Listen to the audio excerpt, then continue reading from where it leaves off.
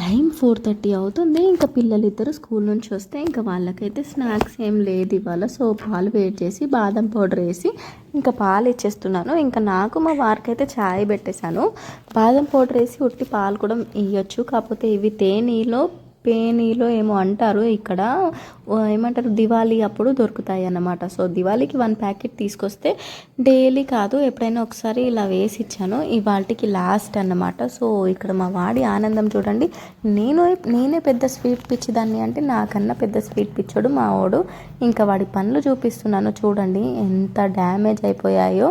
అంటే రావడమే అలా వచ్చాయి వాడి పనులు. సో ఇక్కడ డాక్టర్ స్వీట్స్ పెట్టకండి, పండ్లు ఇంకా ఖరాబ్ అవుతాయి అంటే ఇంకా వీళ్ళు ఎక్కడ తింటారు, బిస్కెట్స్, స్వీట్స్, లేకపోతే చాక్లెట్స్ ఇలా తింటూనే ఉంటారు కదా, మన మాట వినరు. అండ్ ఇక్కడైతే మంచిగా వాళ్ళకి పాలల్లో వేసి ఇలా మెత్తగా అయిపోతాయి. అండ్ మీలో ఎంతమందికి పేనీలు తెలుసు అనేది కామెంట్స్లో చెప్పండి. సో మేమైతే మలై సేమియా అంటాము. సో అదనమాట. అండ్ మా చాయ్ కూడా అయిపోయింది ఇక్కడ.